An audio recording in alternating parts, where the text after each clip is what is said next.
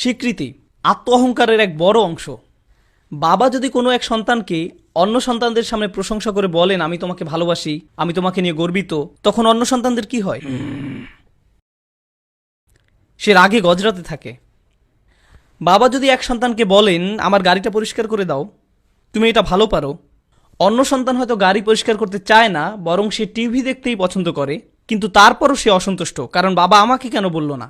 আমার কি সামান্য একটা গাড়ি পরিষ্কার করার মতো যোগ্যতা নেই? তিনি বললে আমি হয়তো বলতাম আমি বরং ভিডিও গেমই খেলবো, কিন্তু ঘটনা হলো তিনি আমাকে সামান্য জিজ্ঞেসও করলেন না।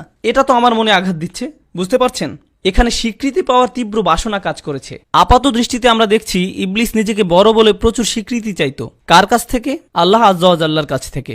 যদিও এর সাথে দায় দায়িত্ব পালনের ব্যাপার জড়িত, এটা কোনো পুরস্কার বিতরণের অনুষ্ঠান নয়। সে পৃথিবীতে রাজত্ব পাবে বা যা চায় তাই পাবে। প্রকৃতপক্ষে দুনিয়াতে মানব জীবন সম্পর্কে আল্লাহ বলছেন, লাকাদ খালাকনাল ইনসানা ফি কাবাদ, নিশ্চয়ই আমি মানুষকে শ্রম নির্ভর রূপে সৃষ্টি করেছি। নিজেকে আর নিজের পরিবারকে বাঁচিয়ে রাখার জন্য মানুষকে প্রতিনিয়ত পরিশ্রম করতে হয়, দুইটা বাড়তি আয়ের জন্য, সবার সাথে সুসম্পর্ক বজায় রাখার জন্য। এসব সহজ কাজ না। তারপরও আদমকে যে স্বীকৃতি দেওয়া হয়েছে তা ইবলিস সহ্য করতে পারেনি। অন্য থেকে বড় বলে স্বীকৃতির তীব্র তৃষ্ণা মানুষকে শয়তানে পরিণত করতে পারে। ঘটনা প্রসঙ্গে উল্লেখ্য যে এটা সেই একই স্বীকৃতির তৃষ্ণা যার ফলে মানব ইতিহাসের প্রথম হত্যাকাণ্ড হাবিল এবং কাবিলের মাঝে সংঘটিত হয়, সূরা আরাফে বর্ণনা করা হয়েছে। আর এই প্রথম হত্যাকাণ্ড টাকার জন্য হয়নি, এটা সম্পত্তির জন্য হয়নি, বা এরকম কোনো কারণে নয়। সূরা আরাফে বর্ণনা করা হয়েছে এটা ঘটেছে তখন একজনের কোরবানি গৃহীত হয়েছিল এবং অপরজনেরটা গৃহীত হয়নি। একজনেরটা স্বীকৃতি পেয়েছিল, অন্যজনেরটা পায়নি। লক্ষ্য করুন, সেই একই হিংসা এখানে কাজ করেছিল। কোন কারণ হযরত ইউসুফ আলাইহিস সালামের ভাইদের মারাত্মক প্রতিহিংসা পরায়ণ করে তুলেছিল যে তারা তাকে কুয়ায় নিক্ষেপ করেছিল? তারা তো তাকে প্রায় খুনই করে ফেলেছিল। সেখানে তো সাপ বিচ্ছু থাকার কথা, সেটা ছিল ভীষণ দুর্গম কোনো প্রান্তরে নির্জন একটা গর্ত। তবুও তারা তাদের ভাইকে সেখানে ফেলে দিয়েছিল। জানেন কেন? কারণ তিনি তার বাবার কাছ থেকে যে স্বীকৃতি পেয়েছিলেন তা অন্য ভাইদের তার প্রতি হিংসাত্মক করে তুলেছিল। এখন এই স্বীকৃতি জিনিসটাকে আপনারা ভালো করে বোঝার চেষ্টা করুন। যখন আমরা আত্মমর্যাদা সম্পর্কে চিন্তা করি তখন আত্মমর্যাদাকে অর্থবিত্ত, প্রতিপত্তি, ক্ষমতা ইত্যাদির সাথে যুক্ত করি। আমি বলি কি, এই সব বিষয় মানুষের স্বীকৃতি পাওয়ার আকাঙ্ক্ষার কাছে খুবই তুচ্ছ ব্যাপার।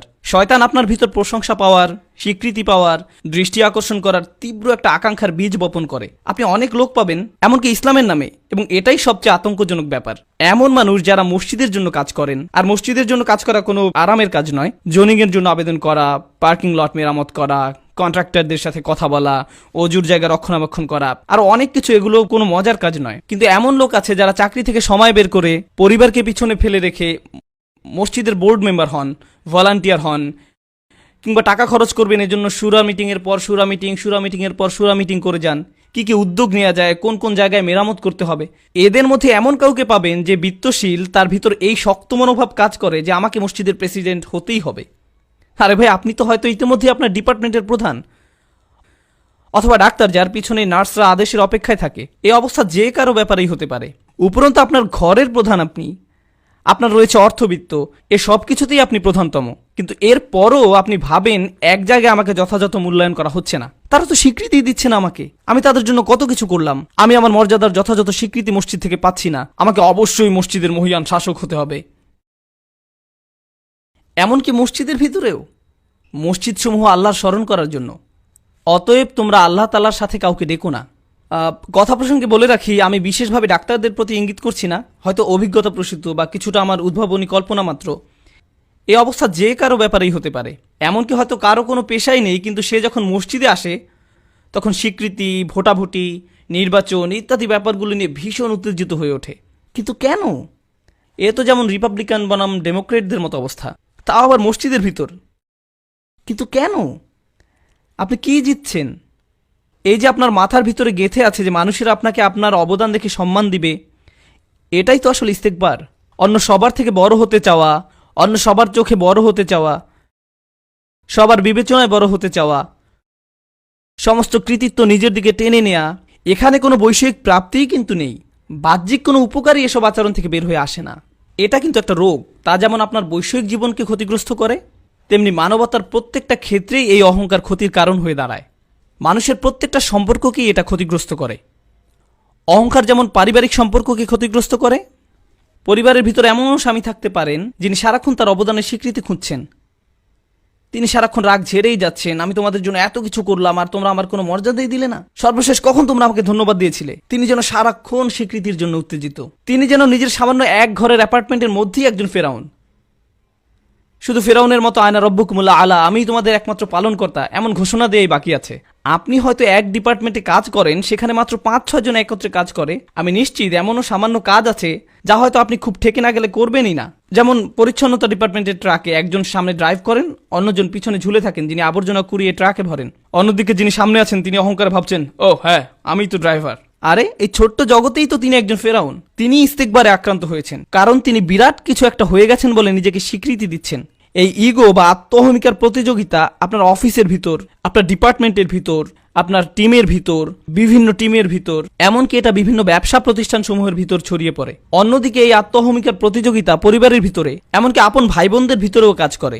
বাস্তবতা হলো ভাই বোনদের ভিতর আত্মহমিকার প্রতিযোগিতা সবচেয়ে মারাত্মক ধরনের আত্মহমিকার সংঘাত। এজন্যই মানব ইতিহাসের সবচেয়ে বড় পতন হযরত আদম আলাহিসাল্লামের বেহেশতে নিষিদ্ধ ফল খাওয়ার পাপ করার পরে দ্বিতীয় যে বড় পাপ ইতিহাসে ঘটেছে তা হলো আপন সহোদরদের ভিতরে সংঘাত, হাবিল এবং কাবিল। এটাই মানব ইতিহাসের দ্বিতীয় পাপ আর সর্বপ্রথম হত্যা। আর এর মূল কারণই হলো পারস্পরিক হিংসা। কোনো এক সন্তান ভাবে অন্যজনের উপর বাবার সমস্ত আগ্রহ চলে গেছে, অন্যজনকে বাবাকে আমার থেকে বেশি ভালোবাসে, এজন্যই সে বেশি লম্বা, অথবা সে বেশি ভালো স্কুলে যায়, অথবা ভালো গ্রেড পায়।